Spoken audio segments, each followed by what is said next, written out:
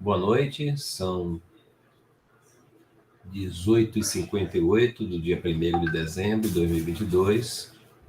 Estou iniciando a gravação da nossa aula de sistemas operacionais, nosso encontro síncrono. Ficarei aqui aguardando a chegada dos alunos.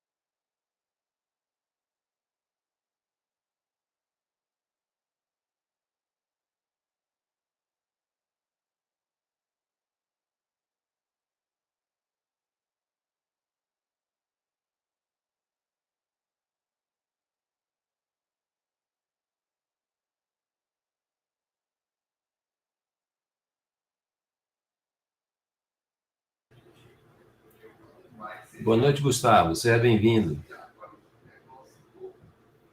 Professor, boa noite, tudo bem? Vamos aguardar aí os colegas chegarem, tá bom? Professor.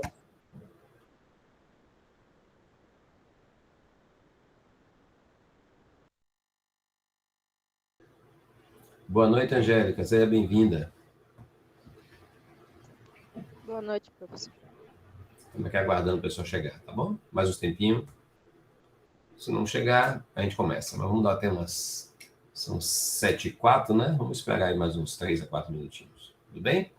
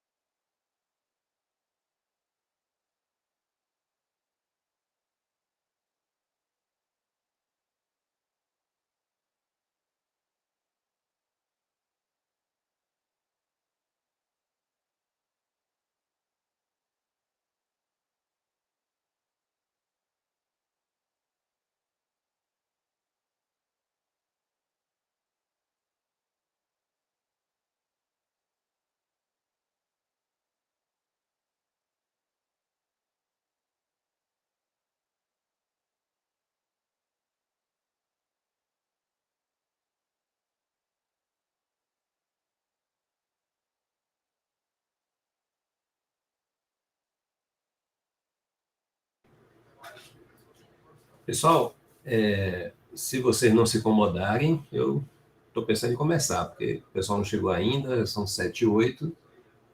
Tudo bem? Podemos começar?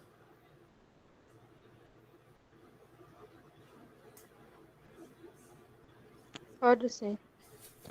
Tudo bem com você também, Gustavo? Tudo bem, pessoal. Veja só, a primeira coisa que eu queria fazer aqui é perguntar se vocês ficaram com alguma dúvida, tem alguma coisa que eu possa ajudar aí referente à passada, né? Que é a parte de escalonamento de processos, etc. Se vocês viram lá o questionário que tem que responder, porque o questionário ele está previsto a finalização dele até o próximo dia 4, ou seja, até agora é domingo, né? Até o final do domingo. Vocês precisam responder lá ao questionário, que é a avaliação dessa segunda UA, né? A primeira UA eu vou avaliar com base nas atividades dos próprios módulos lá, dos exercícios. Essa eu vou avaliar com o questionário. Tá tudo tranquilo? Alguma coisa que eu possa ajudar? Me digam aí, por favor.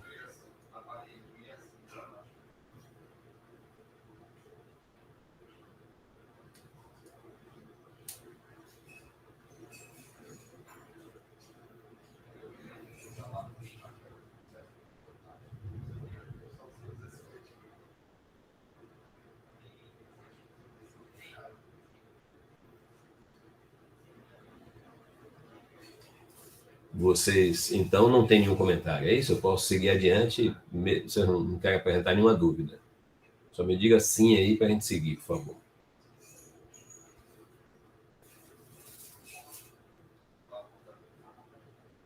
Professor, pode seguir, professor. Perdoe se minha bem. Conexão cair ou algo do tipo, porque eu estou na rua fazendo um esforço aqui para tentar acompanhar a aula. Tudo bem. E quanto a você também, Angélica, posso seguir adiante, tranquilo? Pode sim. Posso seguir, né? Não ouvi você direito. Pode seguir. Tá bom. Ó, eu queria só deixar claro para vocês que mesmo que vocês descubram alguma dúvida depois e tal, a gente está à disposição de vocês lá, através do fórum de Tirar Dúvidas. Vocês têm também meu telefone de contato. É só me procurar aí no Zap, em último caso, se não quiser usar as ferramentas do AVA, que seria o ideal, né? Eu estou à disposição para ajudá-los, tá? Agora, lembro que tem que responder o questionário até domingo, tá, pessoal? Para você não perder a oportunidade de ter essa avaliação aí, tá? Muito bem, pessoal. Então, hoje eu queria começar já que vocês não têm dúvida, eu queria apresentar para vocês o assunto dessa terceira UA, que tem relação com sincronismo de processos, tá? Eu vou abrir aqui a tela agora dos slides, que depois eu compartilharei com vocês lá no AVA, tá? Essa aula também está sendo gravada, para que depois eu publique o vídeo lá para vocês, tá bom? Vamos lá. Então, é o seguinte, pessoal. Sincronismo de processos. Nós vimos, até agora, na disciplina, a parte relativa aos conceitos de sistemas operacionais, né? Conceito de operação, o histórico, as características dos dispositivos de hardware gerenciados pelo sistema operacional. Vimos algumas informações aí importantes para entender o conceito, né, do sistema operacional. Depois nós vimos, na segunda parte, falamos sobre os processos, que são as aplicações depois que começam a ser executadas. Após a execução das aplicações, elas deixam de ser simplesmente um programa e passam a ser processos armazenados na memória do computador e, por serem normalmente diversos processos, já que temos sistemas operacionais multitarefa, um dos conceitos que nós vimos na primeira parte, esses processos precisam ser gerenciados para se determinar quem é que vai ter a atenção do processador em determinado momento. Esse é o escalonamento, que foi o assunto do segundo módulo que terminou agora, que vocês vão fazer esse questionário aí como avaliação. Depois disso, pessoal, a gente tem ainda algumas questões para ver, né? Uma das questões que a gente precisa ver é essa dessa lugar, é a questão do sincronismo dos processos. O que é o sincronismo dos processos? Nós temos diversos processos em execução simultaneamente. Como esses processos estão em execução simultânea, eu vou ter situações em que um processo pode interferir no outro. Então, você pode ter, por exemplo, dois processos acessando o mesmo recurso e, por conta de sua operação, né, os processos rodarem de forma diferenciada, você pode ter travamentos, você pode ter situações de inconsistência de dados. Esse é o nosso objetivo nessa unidade, tá, pessoal? O sincronismo de processo. Vamos andar um pouquinho mais aqui para entender. Toda vez que você tem a gestão de recursos que estão compartilhados, normalmente essa gestão implica em problemas, né? É normal, num ambiente onde existem recursos compartilhados, você ter problema de acesso a esses recursos. Isso vale para tudo, né? Até mesmo quando são pessoas usando recursos compartilhados, você tem problema. Imagine num ambiente, né, que não tem inteligência envolvida, num computador, no dispositivo computacional. Nós temos as questões de sincronismo causando diversos problemas. Os principais problemas são esses que eu listei aqui. O chamado deadlock, quando você tem todos os processos envolvidos com acesso àquele recurso travados, sem conseguir sair para lugar nenhum, porque um fica dependendo do outro. Você tem o starvation, que é quando um processo ou mais, por não ter acesso ao recurso, ficar sem conseguir ser executado. O starvation seria morrer de fome, né, em inglês. Ele fica realmente lá na fome, sem conseguir ser executado. E a inconsistência, que é quando acontece uma alteração nas informações por conta do conflito entre dois ou mais processos. Uma alteração nas informações não planejada. Você tem uma alteração indevida, você tem uma alteração pela metade, você tem um banco de dados que não consegue confiar. Tudo isso por conta das falhas de sincronismo, que é o que nós vamos estudar ao longo dessa unidade. Hoje eu vou dar uma ideia geral para vocês e depois, consultando o material que está lá disponível para vocês, estudando um pouquinho, vocês vão entender com mais detalhes. Essa figura aqui, ela ilustra um conceito de deadlock, tá? Vocês estão vendo esse engarrafamento louco aí, né?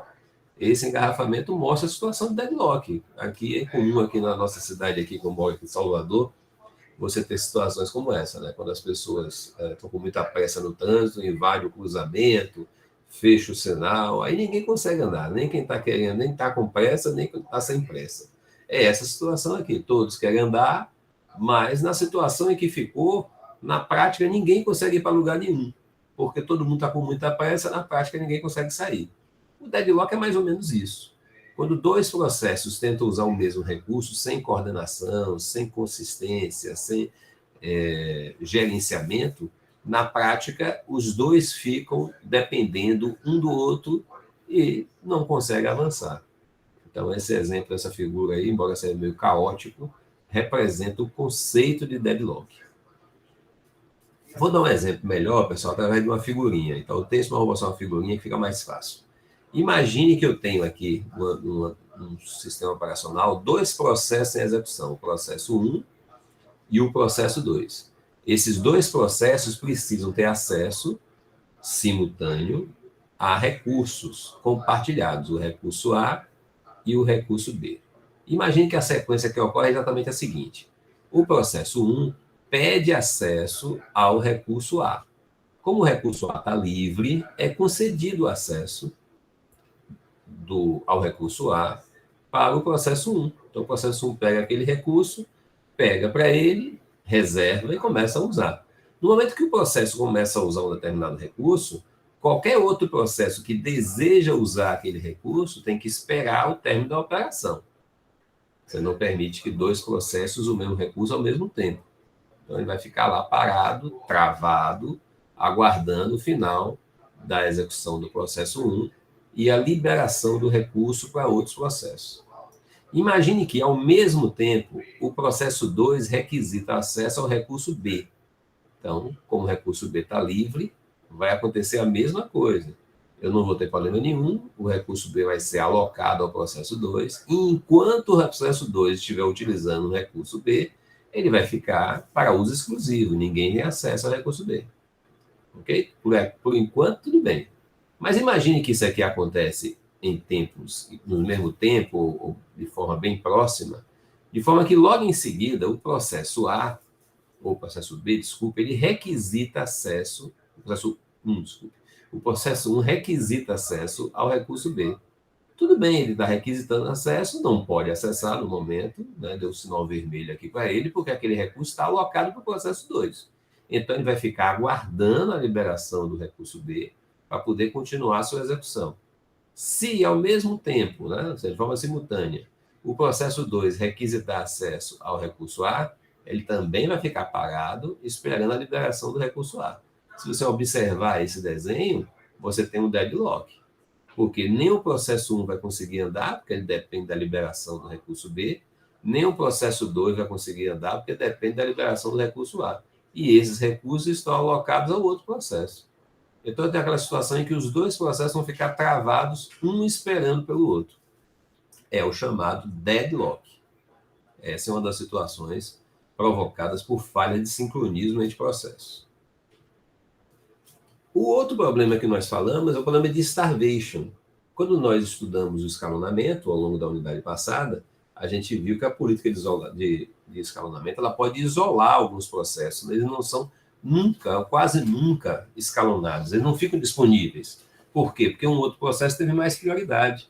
Ele acaba utilizando o recurso, né, o processador, e o outro fica lá esperando.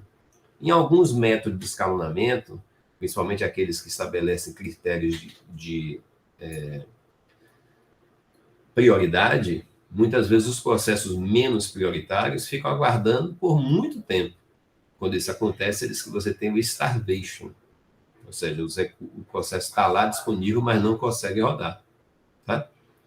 O problema, pessoal, é que quando você tem uma situação como essa, você também pode ter problema de sincronismo.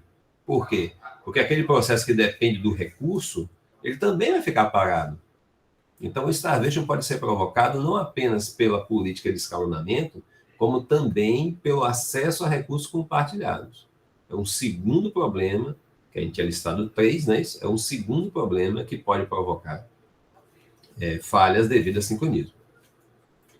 O terceiro problema tem relação com a inconsistência, como nós comentamos. Então, você, por conta do sincronismo, ou melhor, da falta dele, você pode ter a corrupção dos dados armazenados ou apresentados para o usuário. Vou dar um exemplo para você aqui bem simples. Imagine o seguinte.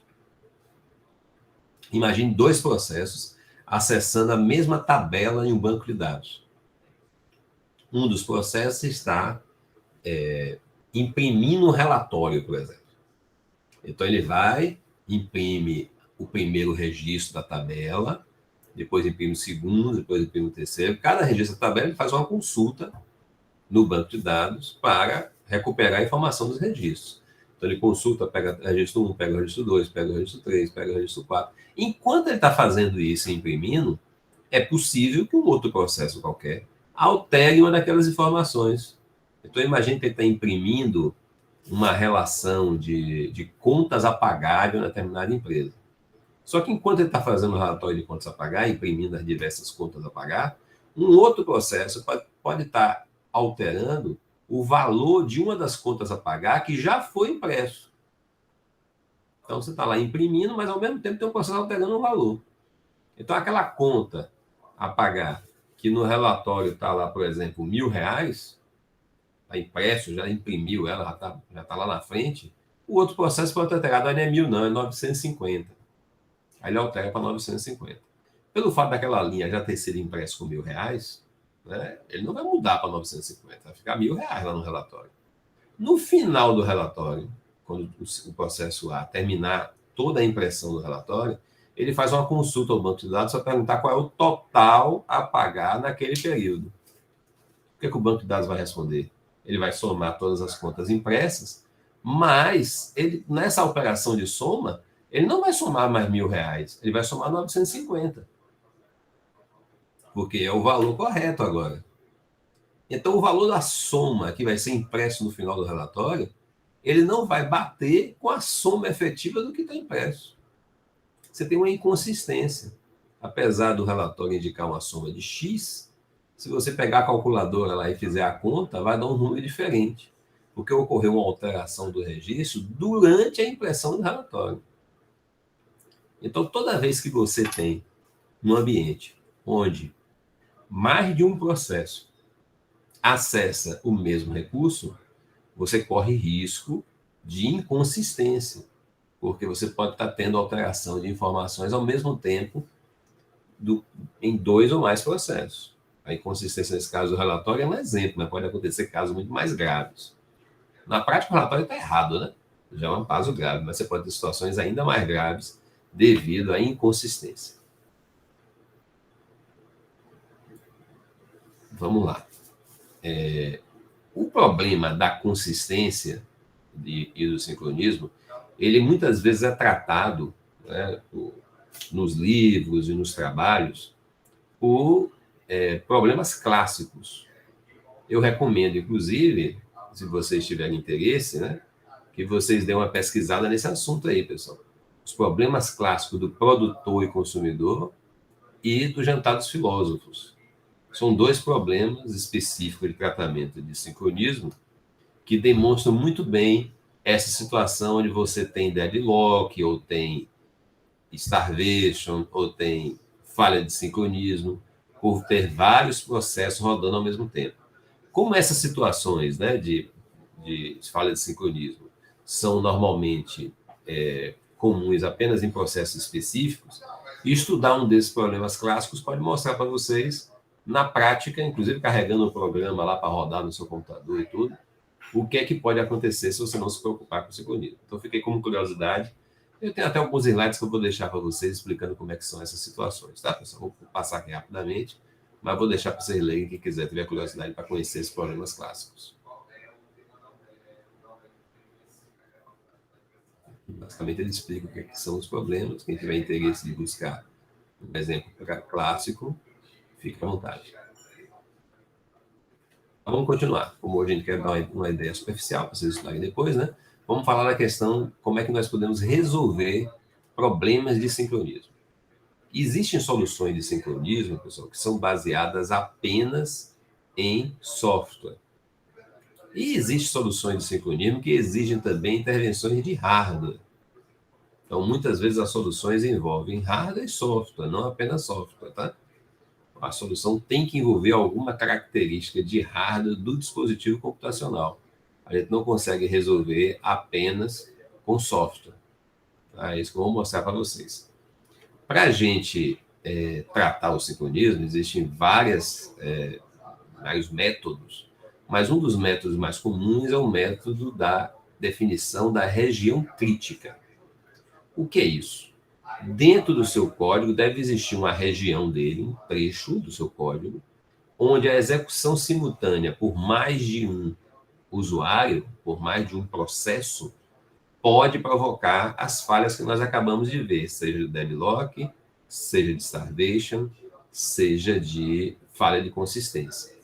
Então, se você consegue identificar que região é essa, onde é que está esse trecho do código que causa esses problemas, você pode, de alguma forma, garantir que apenas um processo no seu computador conseguirá ser executado dentro daquela região. Se você consegue limitar a execução daquele processo, daquele trecho do código, a apenas um processo, mesmo que existam várias cópias do processo em execução por diversos usuários ou na mesma máquina, você pode se livrar dos problemas de sincronismo. Porque, afinal de contas, a região que você identificou do código, o trecho do código, onde o problema de sincronismo pode acontecer, jamais será executado por mais de uma máquina. Então, você elimina a possibilidade de que você tenha problema de sincronismo, impedindo a execução simultânea de mais de uma máquina naquele trecho. Tá? Então, isso é chamado tratamento de região crítica. Como é que você pode fazer isso? Normalmente existem 2 formas. Uma das formas é você controlar o acesso simultâneo através de uma variável, normalmente chamada de semáforo. Então, você usa uma variável que tem valor fechado ou aberto, semáforo aberto e fechado, e o processo só segue para dentro da região crítica, ou seja, ele vem executando. Quando ele chega na entrada da região crítica, ele só efetivamente entra naquela região de conflito se o semáforo estiver aberto. Se por acaso o semáforo estiver fechado, certo? O processo não entra na região crítica. Ele não vai entrar. Ele vai ficar do lado de fora, esperando ser liberado o semáforo para ter acesso. Esse é um dos métodos, tá? Uma outra opção seria impedir o risco de... Só um instantinho, pessoal, que aqui a minha tela ficou meio louca. Vocês estão conseguindo ver ainda aí os slides, pessoal? Pode me dar um Sim. Tá. Uma outra situação, uma outra forma de você impedir a falha de sincronismo é desabilitar as interrupções, ou seja, impedir que um processo que está dentro da região crítica ele pare de executar por algum motivo, por exemplo, por conta da chamada do processo que lê a placa de rede, é uma interrupção, por conta do movimento que você fez no mouse, que tem que parar o processo para ir lá atender o mouse. Se você desabilita as interrupções, você garante que o processo vai passar pela região crítica o mais rápido possível. E como ele está passando rápido, a coincidência de dois processos passarem ao mesmo tempo se torna mais improvável. Tá? Então, você pode trabalhar através da exclusão mútua com uma variável e pode trabalhar também desabilitando interrupções.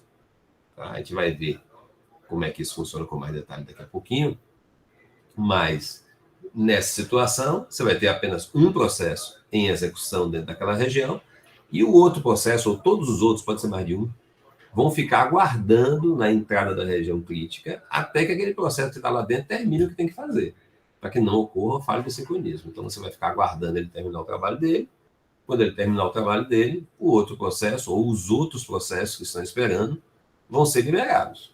Vão ter acesso liberado por estarem, pelo outro ter concluído a atividade dele. Tá? Então, a ideia é essa. A ideia é que você... Diga, Gustavo. Professor, mas no caso da situação, numa situação desse processo sendo feito dessa maneira, isso não causaria uma certa lentidão do processo? Na verdade, Gustavo, o tempo de processamento disponível na sua CPU, ele de qualquer forma está sendo dividido entre os processos. Você concorda comigo? Está sendo dividido, né? Sim, sim. Então você tem dois processos, por exemplo, em execução, o tempo está sendo dividido entre os dois. Quando você controla o acesso para que apenas um entre na região crítica, a única coisa que você está fazendo é o seguinte: olha, eu vou dedicar o tempo do processador agora a só esse processo. É isso que está dizendo. Tá? Como a região crítica não deve ser uma região muito grande, você está apenas mudando um pouco o balanceamento entre os dois. Mas não há redução de performance, há privilégio do processo que está na região crítica. Entendeu? Você privilegia. Entendi. Entendeu? Mas a gente vai ver que sim, existe possibilidade de problema de performance, sim, mas todas elas têm solução. É justamente isso que eu ia comentar com vocês agora. Então você vai ter um processo dentro da região crítica, privilegiado, e tem os outros que estão aguardando. Aguardar a execução da região crítica pode ser uma coisa que gera perda de performance, como você questionou, Gustavo, ou não. Se durante o tempo em que aquele processo está aguardando, ele ficar parado ali, sei lá, por exemplo, em loop, que é uma das soluções, deixa eu liberar aqui. Matheus acabou de entrar. Seja bem-vindo, Matheus. Se você liberar, né, o acesso do processo que está esperando, for lá, deixar ele lá, mas voltar a executar o da região crítica, você não vai perder performance nenhuma. No entanto, existe a possibilidade, sim, de você ter problemas se o processo que está aguardando, ele aguardar em loop. A gente vai ver daqui a pouquinho a solução aqui, com ele aguardando em loop, porque aí sim, aí eu concordo com você, Gustavo. O que vai acontecer? Você vai estar perdendo tempo, porque o processo que está aguardando não vai estar fazendo nada e vai estar consumindo CPU. É a chamada espera ocupada. Tá? Mas a gente vai ver que isso tem solução, tá? Estou só falando do problema, que talvez justificasse essa sua preocupação, tá, Gustavo? E a outra opção, ao invés de ter a espera ocupada, é o bloqueio. Ou seja, se o processo está ali esperando, ele é bloqueado. A gente viu lá na parte de escalonamento, né, que quando o processo, por exemplo, acessa um disco ou acessa alguma coisa lenta, o que acontece com ele? Ele é bloqueado por entrada e saída e libera a CPU para executar outra coisa. Então, você tomaria o mesmo comportamento. Se o processo está bloqueado, não pode entrar na região crítica, ele é bloqueado. Ele só será desbloqueado quando a entrada na região crítica for liberada, ou seja, quando o semáforo abrir. Mas vamos explicar melhor isso aqui nos próximos slides, tá? Então, vamos lá, vamos para o próximo passo. Como é que seria um controle assim, básico de região crítica, tá? Esse controle ele envolve, na verdade, um código nesse formato aqui. Eu tenho aqui uma seção não crítica do código, ou seja, um código normal, que não é crítico, que não provoca problema de sincronismo. Aí eu tenho uma seção do código que é chamada de protocolo de entrada, é a seção que vai verificar se eu posso ou não continuar em execução e entrar na região crítica. Tá? Se esse protocolo de entrada permitir, o código continua a execução dentro da seção crítica, aí realmente é uma seção que pode gerar problema de sincronismo. Então ele entra aqui, e na hora que ele entrar, o protocolo de entrada impedirá que outros entrem também. Tá? Só ele pode entrar. E apenas quando ele terminar a execução, vem o protocolo de saída, que faz o quê? Que libera a entrada de outros processos. Então, o esquema é mais ou menos esse daqui. Mas vamos ver na prática um exemplozinho para ficar mais fácil? Tá? A ideia é a seguinte. Primeiro, a gente tem que lembrar que a região crítica é aquele trecho do código que deve ser executado de forma atômica, ou seja, apenas um processo pode ser executado daquela região, mais nenhum. Se um outro processo tentar ser executado daquela região, ele tem que ser impedido, porque senão pode ter problema de sincronismo. Tá?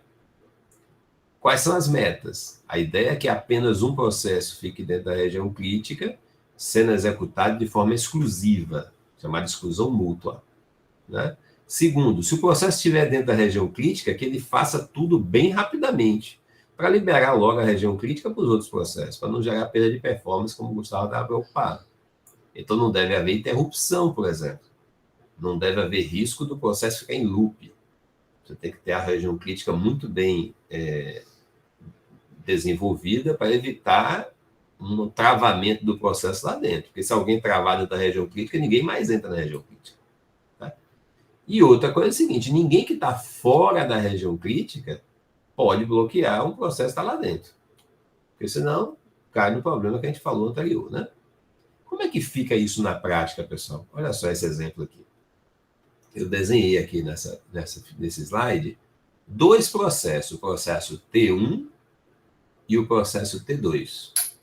Certo? Cada um desses processos está em um status de escalonamento. O T1 está em execução e o T2 está na fila de pronto. Ou seja, ele está ali aguardando para ser escalonado. Ok? Nesse primeiro momento, a chave, que é o semáforo do nosso problema, ela é uma variável global, acessível por qualquer processo. É importante que o semáforo, nesse caso essa chave aí, ela seja uma variável que seja acessível a qualquer processo. Não pode ser uma variável de uso local, tá? Tem que ser uma variável global. Ela está igual a 1, ou seja, ela está aberta. Nesse caso, valor 1 é semáforo aberto, valor 0 é semáforo fechado. Muito bem, dentro dessa situação, eu tenho aqui os processos T1 e T2, são duas threads que estão em execução, thread 1 e thread 2. Vamos começar aqui pela thread 1. A thread 1 está aqui em execução e chega aqui no protocolo de entrada. Olha o que é o protocolo de entrada, pessoal. É um loop, uma estrutura de repetição, infinita, se a chave for 0. Então, se a chave for 0, ele vai ficar aqui o tempo todo, não vai conseguir fazer nada. Mas como a chave é igual a 1, não vai acontecer isso. Ele vai passar direto por essa linha aqui, não vai acontecer nada. Ele vai desprezar essa linha e vai para a próxima linha, onde acontece o quê? Acontece justamente o fechamento do semáforo. Então, na linha seguinte, a thread 1, ela fecha o semáforo para que qualquer outro processo que tente ser executado fique preso aqui, não passe daí. Tá? Então, ela fecha o semáforo e aí vai fazer o quê, pessoal? Vai executar a região crítica. Tá? Vai começar a executar a região crítica. Vamos pensar numa situação ruim, a pior situação possível para a gente testar esse protocolo, tá?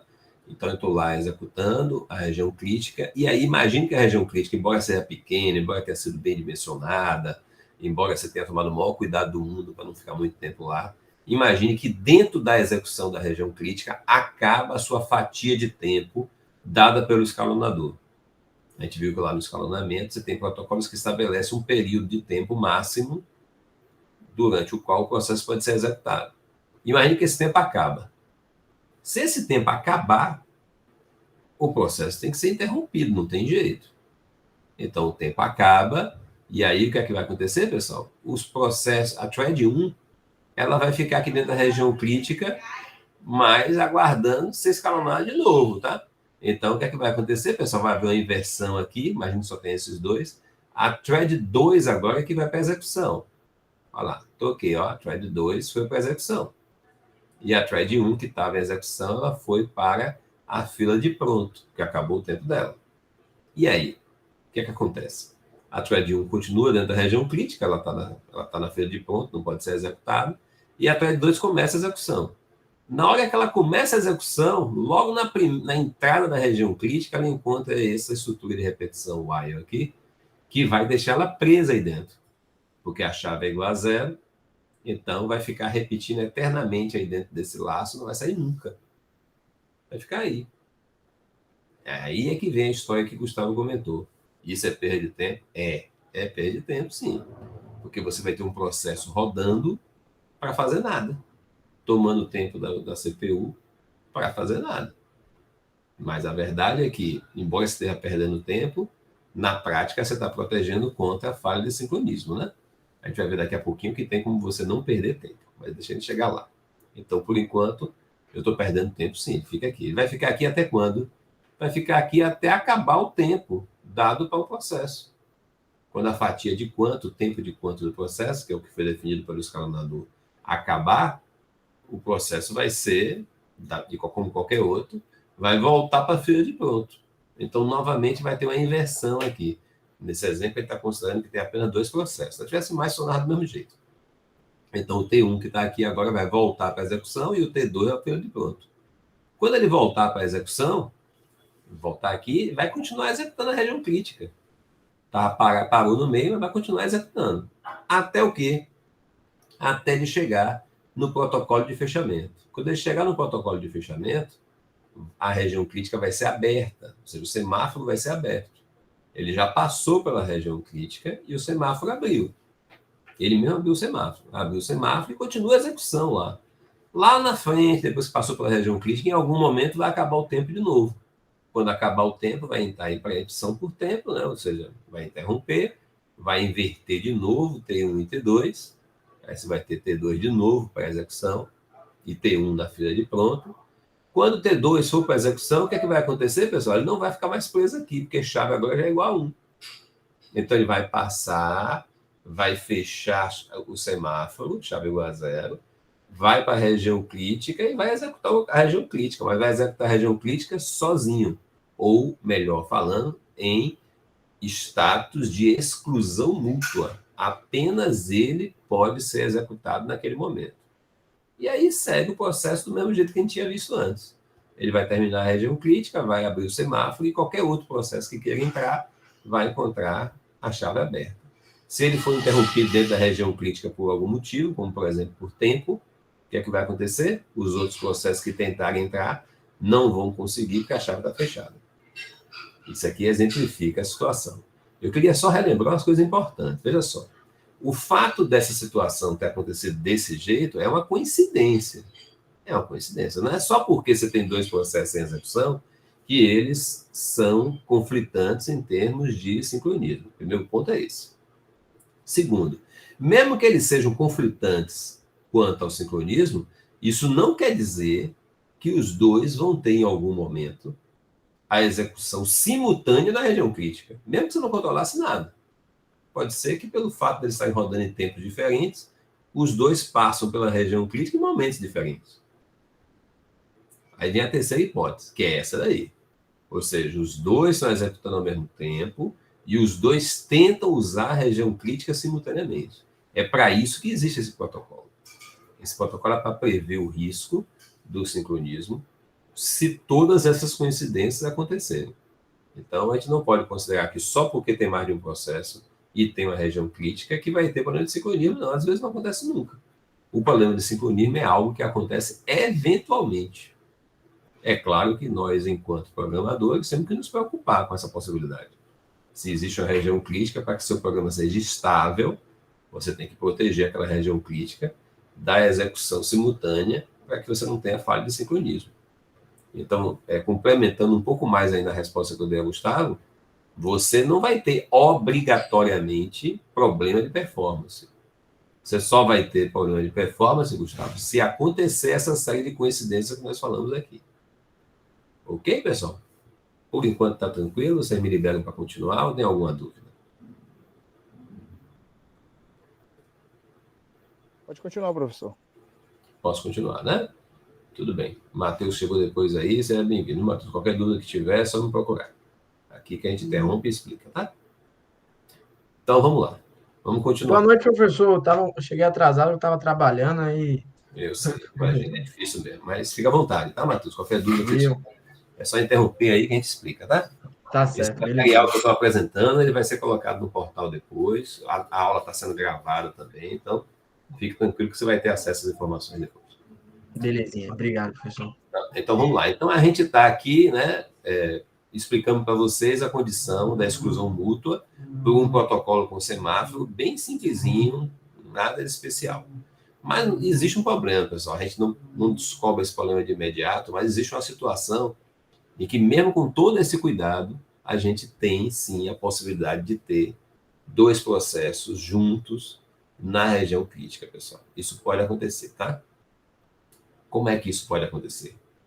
Observem que no código que eu mostrei para vocês, lá no protocolo de entrada, eu tenho um teste da chave. Não é isso? Enquanto a chave não for igual a 1, ele fica rodando naquele while. Isso acontece para a thread 1 e acontece para a thread 2. A gente viu isso no exemplo que eu acabei de passar. Isso acontece aqui e acontece aqui. Mas só que, pessoal, as coisas não são tão simples, né? Se, por exemplo, a chave 1 for igual a 1 e a thread 1 tiver em execução, ele vai passar por aqui, ó, porque a chave é igual a 1, e vai imediatamente fazer a chave igual a 0 para fechar. Não é isso? Impedindo que o outro acesse. Mas imagine o extremo da coincidência. Naquela situação em que ele testa a chave, mas na hora que ele vai fechar, antes dele fechar, acontece uma preempção por tempo. Vocês concordam que isso pode acontecer, né? É muita coincidência, mas pode acontecer. Se acontecer isso, olha que situação complicada, né? Eu vou ter passado pela chave do semáforo, ou seja, eu estou liberado para executar a região crítica, mas eu ainda não fechei a chave. Não fechei, continua igual a 1. Não fechei porque fui bloqueado. E eu fui bloqueado e entrou um outro processo que vai tentar a mesma coisa. O que é que vai acontecer? Ele vai chegar aqui no teste da chave e vai encontrar a chave aberta, porque eu não consegui fechar ainda aqui. E aí ele vai entrar na região crítica. Se ele for bloqueado aqui dentro, por tempo, o outro que estava aqui vai entrar também. Aí nós vamos ter dois processos na região crítica, que é justamente o que nós não queríamos. Essa situação está acontecendo por quê? Porque o teste de entrada e o fechamento da chave são instruções diferentes do seu programa. Então, mesmo lá em linguagem de máquina, o teste é uma instrução e a atribuição do valor é outra. Resultado, se são duas instruções diferentes, é possível, sim, que aconteça uma preempção entre elas. Não tem nada que impeça que isso aconteça. Não. É perfeitamente possível acontecer. Claro, mas é claro que é uma coincidência absurda. Mas a lei de Murphy diz, né, que se algo pode dar errado, vai dar. Esse é o caso. Vai dar errado porque ele acontece aqui no meio. Então, para evitar essa situação onde você tem um teste da chave, mas não consegue fechar a chave, o que é que aconteceu, pessoal? O pessoal criou uma mudança de hardware. Eu falei para vocês há pouco, lá no início da aula, que soluções de tratamento de sincronia muitas vezes envolviam hardware também, né? Qual é a solução de hardware que foi criada? Foi criada uma solução onde eu criei uma nova instrução. Uma nova instrução. Uma instrução que, ao mesmo tempo, testa e fecha a chave. Ela faz as duas coisas. Essa é uma solução de hardware, porque eu tenho que criar uma nova instrução para o processador. Ou tem aquela opção que a gente tinha falado no começo, que é desabilitar as interrupções. Então, não vai acontecer interrupção jamais quando você entrar na região crítica. Se não vai acontecer interrupção jamais, nunca vai acontecer ela parar no meio entre o teste e o fechamento da chave. O problema, pessoal, é que desabilitar a interrupção, embora eu tenha colocado como uma solução, não é uma boa solução. Porque se você desabilita a interrupção, você desabilita, na verdade, uma série de procedimentos padrão que o sistema operacional executa. Por exemplo, o clock. Quando você tem um computador convencional em execução, ele está sempre atualizando o relógio. A atualização do relógio do computador é feita através de uma rotina de atualização de relógio, que é chamada por interrupção. Se você desabilita a interrupção toda vez que entrar naquele local, o que vai acontecer é que seu relógio vai atrasar. E se o relógio atrasar, você pode ter problemas de sincronismos graves por causa de relógio. Então, além disso, você tem problemas relacionados ao tempo, se o relógio atrasar, quanto ao controle de processo. A gente viu que cada processo tem um quanto lá na parte de escalonamento. Só como é que eu vou saber se o quanto for ultrapassado se o relógio está parado? Então, interrupção, embora funcione, tem vários problemas. Não é recomendável. Por isso é que a gente tem que conhecer a segunda solução, que é a criação da instrução. A instrução, pessoal, se chama test and set. O que é que essa instrução faz? Como o nome diz, né? Ela testa e atribui o valor à variável ao mesmo tempo. Então, ela lê a variável, no caso, a variável chave, né? Daquele exemplo nosso, armazena o valor no registrador, testa e atribui um novo valor à variável. Ou seja, como é apenas uma instrução com todas essas operações, ela não pode ser interrompida, porque a interrupção do computador, da bloqueio, etc., ela só acontece entre uma instrução e outra, jamais acontece dentro de uma instrução. A instrução ela tem que ser executada sempre de forma atômica. Se você recebe um pedido de interrupção do seu programa, a primeira coisa que o sistema operacional faz é aguardar a finalização da instrução que está acontecendo naquele momento. Quando ela termina, aí ele interrompe. Se você coloca o teste e o fechamento da chave na mesma instrução, o que vai acontecer é que quando houver uma interrupção, se houver, ela já vai acontecer depois que o semáforo já está fechado e não vai acontecer o risco de dois ou mais processos ou threads executarem simultaneamente. Tá? Então, a instrução test and set, a TSL, ela permite isso, permite proteger o seu sistema de falha de sincronismo provocada pela interrupção entre o teste e a atribuição de variável. Eu queria fazer um comentário aqui sobre essas questões, né, pessoal? Veja só. Tudo isso que eu estou falando aqui são implementações feitas no sistema operacional para garantir estabilidade. Tá? Eu pergunto para vocês, será que se eu não tivesse nada disso, eu teria um ambiente que não rodava? Não, tá? Não. Meu sistema operacional funcionaria. O problema é que o sistema operacional que não tem esse tipo de controle, ele é instável, porque vai acontecer a situação uma vez na vida ou na morte, vai acontecer. E quando acontecer, o que é que vai dar? Deadlock. Seu sistema vai travar. Mas vai dizer, o sistema operacional é muito ruim, está travando. Tá. Não, na verdade, o que está acontecendo é que essas situações extremas de coincidência dos processos estarem todos na região crítica, do bloqueio ter acontecido entre o teste e a atribuição de variáveis, essas coisas podem acontecer. Se você pode acontecer, é importante que esteja planejado como evitar. Tá? Não estou dizendo que, se não tiver, vai acontecer. Estou dizendo é que, se acontecer, é necessário que esse código tenha sido pensado para evitar o bloqueio do sistema operacional. Ok, pessoal? Então, o TSL permite resolver esse problema. E aí nós vamos novamente para a questão de Gustavo. E a perda de performance? Mesmo com tudo isso que a gente viu, os processos ou threads que tentam entrar na região crítica e não conseguem, eles ficam ali rodando aquele while lá, aquela estrutura de repetição, eternamente para acabar o tempo. Então, nós estamos perdendo tempo. O que é que se fez para melhorar isso? Se criou o conceito de sleep e wake up. O que é isso?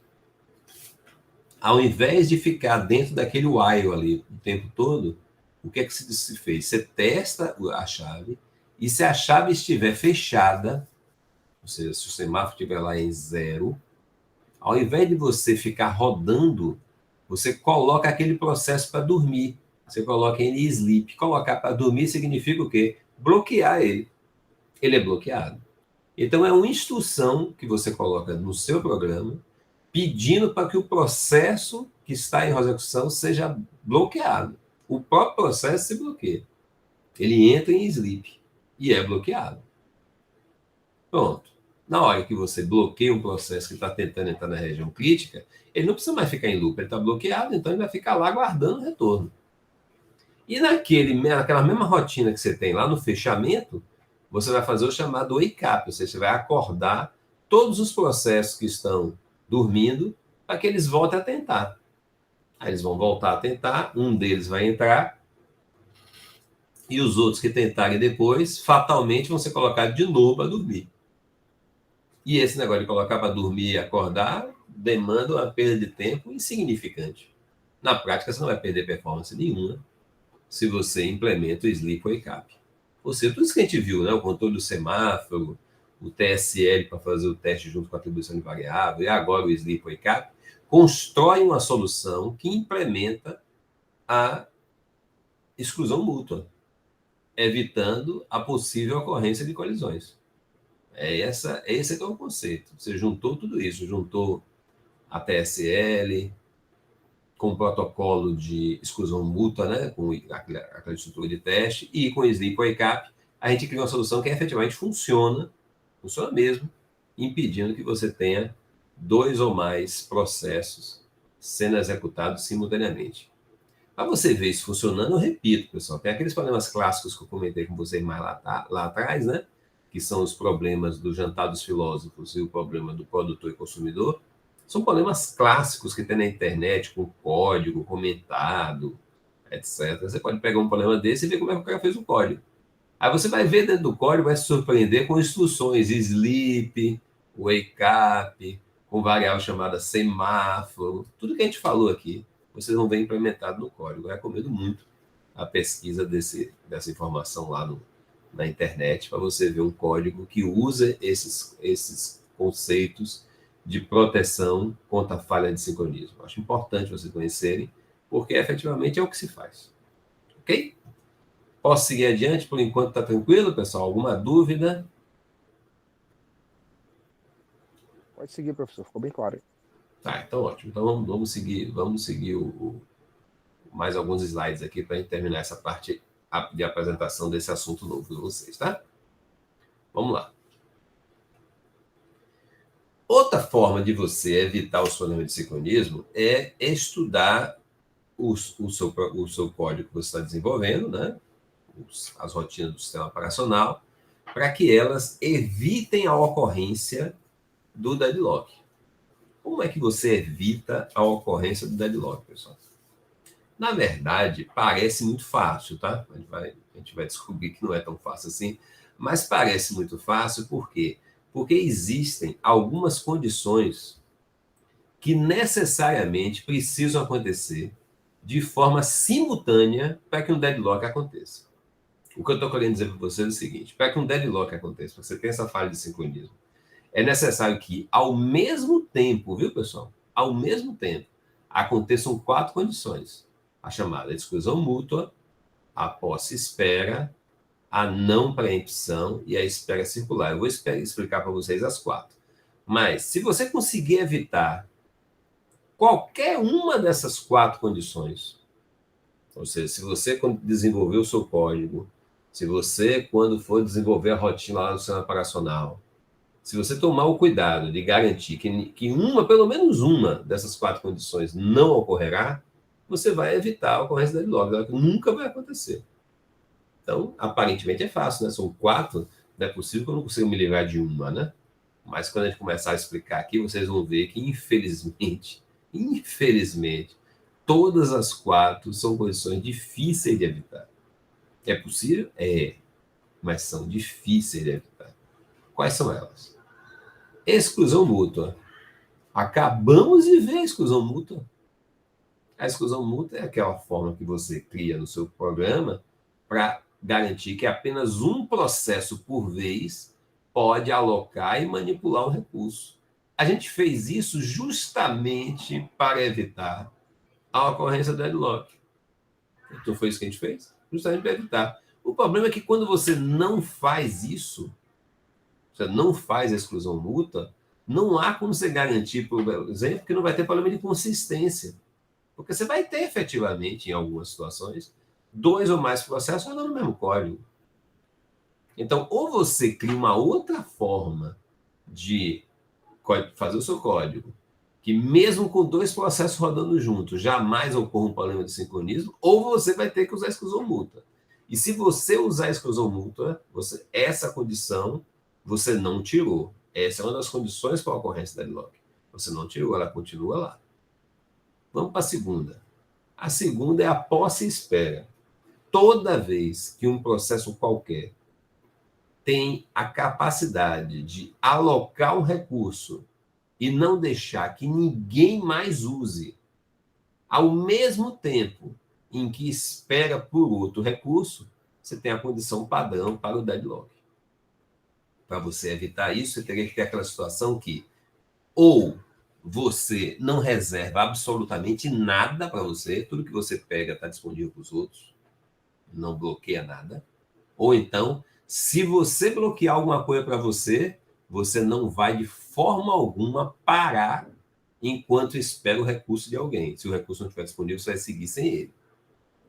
Volto a dizer, também é difícil de implementar no seu código, mas se você não conseguir eliminar isso no seu código, você não está excluindo uma das condições geradoras do deadlock. Tá? Então, para excluir, essa é uma opção. Se você garantir que não vai ter posse, e junto com espera, jamais. Você pode até ter a posse e não ter espera. Ou ter a espera, mas não ter posse. As duas, jamais. Se você conseguir garantir que não vai ter nunca as duas coisas acontecendo juntas, você pode ficar tranquilo, porque você já matou uma das condições e você não vai ter falha de sincronismo. Vamos para a terceira. A terceira é a não preempção. Não preempção é o seguinte: você não pode interromper um processo por tempo. Deixa eu abrir aqui para outro colega que está entrando aqui. Ou seja, os seus processos eles vão entrar em execução, sim, mas não podem ter limitação de tempo de execução.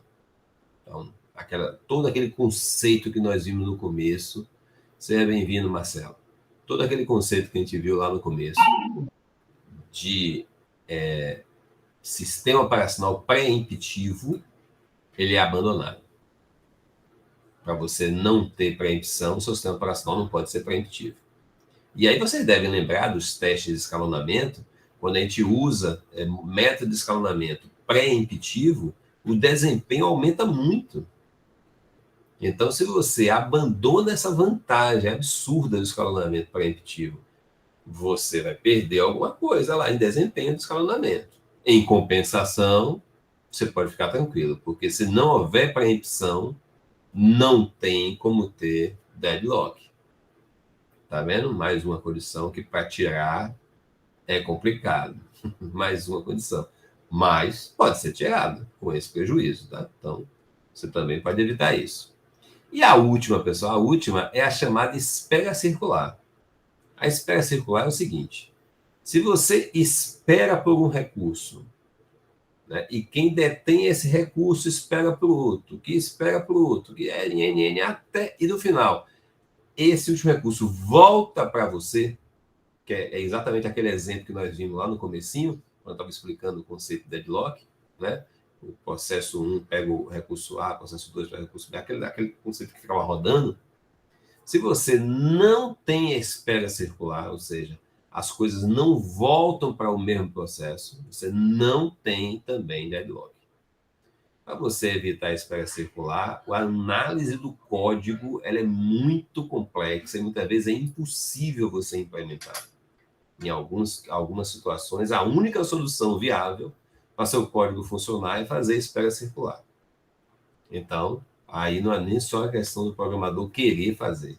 é de poder dentro daquele algoritmo que ele está desenvolvendo, criar uma situação em que não há grafo de circulação. A sua demanda por um recurso jamais voltará para você. Se você conseguir isso, parabéns. Você eliminou um dos motivos para a ocorrência do deadlock. O deadlock não vai acontecer se você conseguir eliminar essa condição. Então, pessoal, você tem 4 condições, todas difíceis de serem excluídas, mas tem 4 condições em que, se uma delas, qualquer uma delas, for eliminada, você não tem deadlock. Então, uma outra forma de você tratar o erro de sincronismo é evitar a ocorrência de pelo menos uma dessas 4 aí. Ok, pessoal? Vamos seguir. Então, como é que acontece, você pode também evitar a ocorrência, né, de um deadlock no seu sistema, além de tudo isso que a gente falou. Outra forma é o seguinte, é você fazer uma, como é que eu diria? Fazer uma, a gente viu até agora, né? Fazer o sleep wake up. Você solicita o recurso, se o recurso estiver livre, você aloca para você, se não tiver, você bloqueia o processo e quando você termina de executar, você desbloqueia. Isso aqui é o sleep wake up, não é isso, pessoal? Que a gente acabou de ver.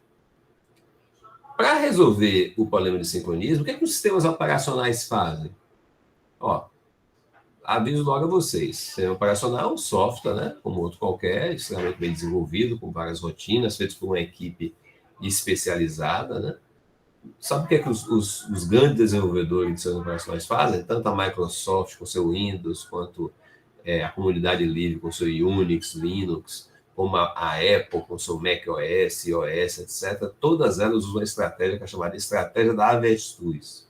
Ou seja, eu vou torcer para não ter essa coincidência.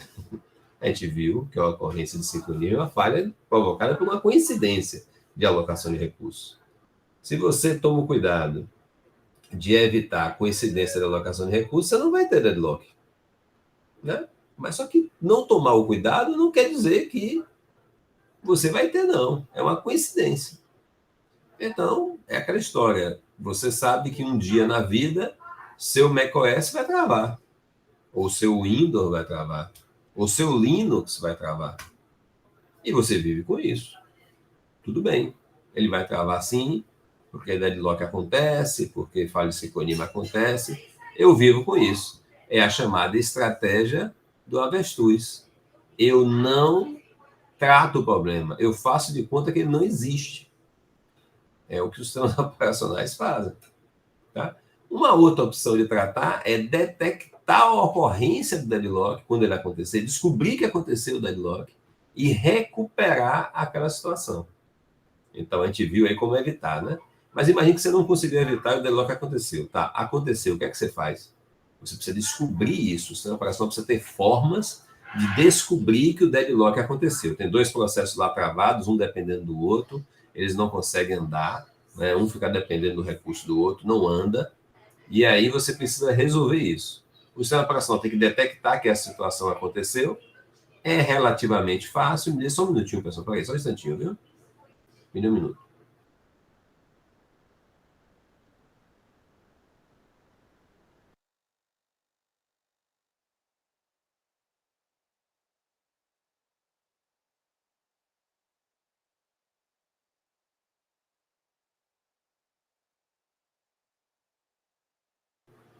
Desculpe, pessoal, voltando. Então, você detecta a ocorrência do deadlock e recupera. Como é que se detecta a ocorrência do deadlock? Por exemplo, os softwares, os processos que estão em deadlock, eles ficam permanentemente bloqueados. Não é isso? Permanentemente bloqueados, eles nunca voltam. Se o sistema operacional acompanhar os processos bloqueados e verificar que eles nunca estão voltando, ele pode desconfiar. Você já viu isso acontecer? Posso dar um exemplo? Você está lá rodando alguma coisa no Windows, aparece uma coisa lá escrita embaixo assim: esse processo está tomando tempo demais da sua CPU. Deseja encerrá-lo? Você já deve ter recebido essa mensagem. Quando o sistema operacional fala isso, É porque ele está desconfiado que aquele processo travou. Alguém já viu isso acontecer no computador?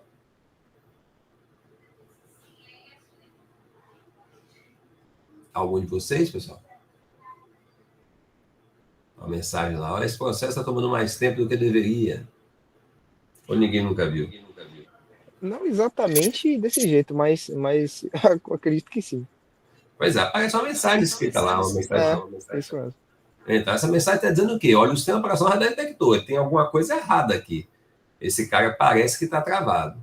Se o sistema operacional consegue descobrir que aquela aplicação parece que está travada, obviamente, ele consegue descobrir o deadlock. É só ele verificar se tem mais de um nessa situação. Então, detectar não é tão complicado. A recuperação é que tem uns detalhezinhos que ele vai falar daqui a pouco, tá?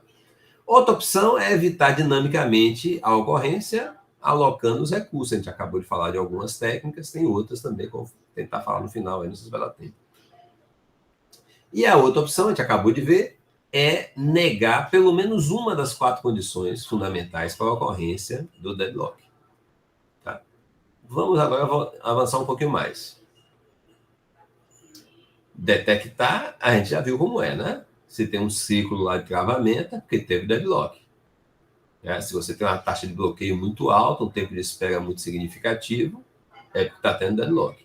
Para recuperar, depois da detectado, para recuperar, nós temos 2 técnicas típicas, o extermínio e a volta ao passado. Vamos falar de cada uma delas. Como é que é o extermínio? Eu tenho 4 processos travados. O que o usuário faz? O usuário, não é o sistema operacional, não. Está lá travado, ele vai lá e derruba o processo. Chama lá o gerenciador de tarefas, né? E apaga aquele processo e inicia de novo. É uma forma, você está exterminando o processo. Você faz isso quanto usuário. O sistema operacional poderia fazer sozinho. Como é que ele vai fazer? Ele vai escolher um dos processos que está naquele ciclo de travamento lá, e aí vai escolher um deles e matar. Isso não é extermínio. Você pode matar um aleatoriamente, sem muito critério, escolhe um lá e interrompe ele. Você pode matar o mais prioritário. Por que mata o mais prioritário? Porque se o mais prioritário está travado, se você matar ele, provavelmente ele está dominando vários recursos, vai soltar todos os outros. Ou o contrário, matar o menos prioritário, se você acha que matar um processo prioritário pode lhe atrapalhar, mata o menos prioritário. É uma estratégia. Eu acredito mais na primeira opção, porque normalmente quando você mata o mais prioritário, você libera vários recursos, vai acabar matando a máquina, vai funcionar de novo. Mas o critério é seu. Você pode matar aquele que está usando mais tempo de CPU, ou aquele que está usando menos. E você pode matar, e essa aqui é a melhor opção, aquele que usa mais recursos do sistema. Então, quem é que está usando mais arquivo, abrindo mais placa de rede, acessando mais recursos do sistema operacional? Esse cara aqui que eu vou matar. Porque se ele usa mais recursos, o mais provável é que ele que está provocando deadlock. Então, você usa um critério qualquer e mata aquele processo diante desse critério e volta para ver se volta a funcionar. Se depois de matar aquele processo, o sistema operacional voltar, ótimo, está tudo resolvido. Se não voltar, escolhe mais um e mata de novo. Até chegar a situação de que não tem mais ninguém para matar, o sistema operacional tem que rodar. Então, o extermínio é isso. Você escolher um processo e literalmente exterminar ele. Tá? A outra opção, que é a volta ao passado, ela é bem mais complexa. O que é que você faz? Os processos estão travados, não é isso? Imagine 2 processos travados. Tá? O processo 1 e o processo 2 estão travados. O que é que eu faço? Eu estou lá com os 2 travados lá no fundo, eu paro eles e volto eles para situações no passado. Você já deve ter visto, às vezes, lá no sistema operacional, aquela opção lá de ponto de recuperação. Isso. Você bota lá o ponto de recuperação, eu quero voltar para um ponto de recuperação anterior. Aí ele volta para um ponto anterior, não é isso? Você vai pegar aquele processo, volta ele no passado e tenta de novo andar. À medida que você vai voltando no passado, você vai chegar em determinado momento em que os 2 ainda não estavam em deadlock. Quando você chegar nesse momento, você segura um e solta o outro, o deadlock não vai acontecer mais. O problema desse método qual é? É você ter o registro daquela situação no passado. Há 2 minutos atrás, como é que estava meu software? Qual era o valor das variáveis? O que é que ele estava acessando? O que é que ele estava fazendo? Imagine o trabalho de programação para não só você fazer o programa rodar, como também manter os valores anteriores do seu programa nos passos anteriores. Mas, poxa, isso é possível? Claro que é. Vai me dizer que você nunca usou Ctrl Z num processador de texto. Você digita Ctrl Z e ele não volta ao que era antes? A gente usa todo dia, né? A pergunta é se você fez o Ctrl Z no seu programa. No seu programa existe Ctrl Z? Tem como você voltar à situação anterior? Se tiver como voltar à situação anterior, você tem como implementar isso que a gente está falando aqui. É voltar para a situação anterior até que aquele ciclo de deadlock desapareça. Tá? O problema disso aqui, volto a dizer, é o custo de programação. A programação se torna bem mais complexa, porque você, além de fazer o código funcionar, você tem que preservar cópias, registrar em algum lugar, as versões de execução em momentos passados, para poder voltar a elas e fazer o sistema funcionar de volta. Tá? Quem é que implementa isso na prática? Isso aqui funciona muito bem. O sistema de gerenciamento de banco de dados. Todo servidor de banco de dados normalmente implementa essa opção de volta ao passado, para fazer o chamado rollback. Volte ao passado. Tá? Esse é um software comum, servidor de banco de dados, todo mundo usa, SQL Server, Oracle, para desenvolver suas aplicações, e eles têm esse recurso. Então, para recuperar um deadlock envolvendo esses sistemas, é possível implementar. Para envolver outros sistemas, é necessário que todos eles tivessem um recurso de rollback implementado, e, infelizmente, essa não é a realidade. É por isso que a volta ao passado, embora permita recuperar um deadlock, ela não é implementada. É por isso que o extermínio até pode ser implementado, mas é feito pelo usuário, não pelo sistema operacional. Então, por isso que o Windows, macOS, a comunidade Linux, etc., deixa correr e faz de conta que não acontece. Porque teria que ter um nível de comprometimento de todo mundo que desenvolve software para fazer o volta ao passado. Teria que tomar decisões pelo usuário no caso do extermínio. Então, eles preferem não fazer nada. Eles preferem deixar solto e o usuário que resolva. É claro que essa situação, né, no sistema operacional não precisa acontecer na sua aplicação. Na sua aplicação você pode tratar, sim, a falha de sincronismo. Insisto, nos exemplos que eu indiquei lá do produtor e consumidor e do jantar dos filósofos, essas situações são tratadas e resolvidas. Então, é possível, sim, você tratar e resolver o problema de sincronismo. A gente só precisa entender como é que funciona. Esse que é o nosso objetivo aqui. Tá? Os bancos de dados fazem isso. O Excel o quê? O SQL Server, o Oracle, o SQL Base, o MySQL, todos os softwares de banco de dados fazem isso. Então, é possível implementar, mas envolve um esforço de programação adicional. Outra forma, pessoal, isso aqui eu vou passar bem rapidinho. Isso aí é uma coisa que normalmente é raríssimo de encontrar implementado. É o chamado algoritmo do banqueiro. Basicamente, o algoritmo do banqueiro, por quê, pessoal? Por que que o que é que o banco empresta de dinheiro? Ele empresta de dinheiro aquilo que alguém colocou aplicado, não é isso? O dinheiro do banco, não existe dinheiro do banco. O dinheiro é do cliente. Então, 1.000 pessoas vão lá e depositam dinheiro na poupança. Ele pega esse dinheiro da poupança dessas 1.000 pessoas e empresta para 10.000 pessoas a juros. O banqueiro só empresta o que ele tem. O algoritmo do banqueiro, então, é o seguinte: você só entrega um recurso se você tiver outro. Você não empresta todos os recursos. Então, você precisa ter um conjunto de recursos maior, né, e administrar esses recursos em vetores específicos. Um vetor que lista os recursos existentes, um que lista dos existentes quais são os disponíveis, dos existentes quais são os que já estão alocados, a que processos estão, quais são os que estão sendo requisitados naquele momento e quais são aqueles que possivelmente serão requisitados. É um controle muito pesado e, por isso, normalmente não é implementado, mas também permitiria controlar o deadlock. Exige máquinas com recursos muito maiores e um controle desses recursos bem rigoroso. Acho que é só isso. Deixa eu ver. Aqui ele já falou. É só a repetição.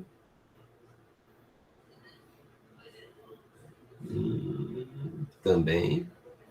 E só, pessoal. E a gente entra no assunto da próxima WA. Terminei um pouquinho antes aí, são 8h18.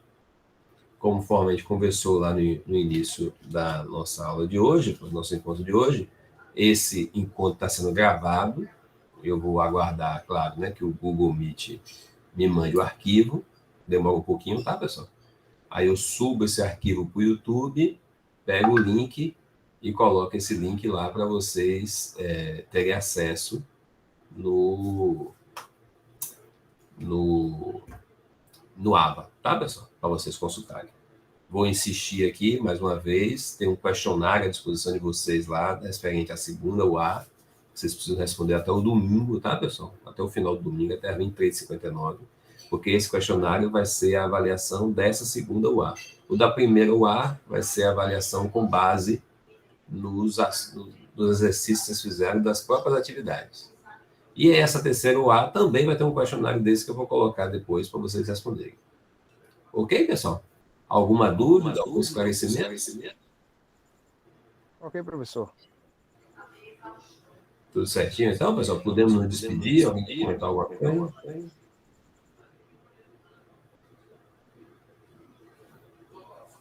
Parte tudo tranquilo, professor. Ótima aula, viu? Tá bom, pessoal. Obrigado, então, pela presença de vocês, tá? Eu fico à disposição. Quem tiver dúvidas, por favor, utilize lá a área, né, de dúvidas, né? Tira a dúvida lá, escreve a dúvida lá. E quem preferir também, para me procurar pelo WhatsApp, vocês têm meu número, manda e-mail, o que vocês preferirem. Eu estou à disposição de vocês. O importante é que vocês não fiquem com dúvidas, tá? E a gente deve se encontrar de novo daqui a 2 semanas, tá? Eu vou marcar depois e colocar lá para vocês. Ok, pessoal? Tchauzinho, boa noite, obrigado. Beleza, pessoal. Beleza, Boa noite. boa noite. Valeu. Boa noite.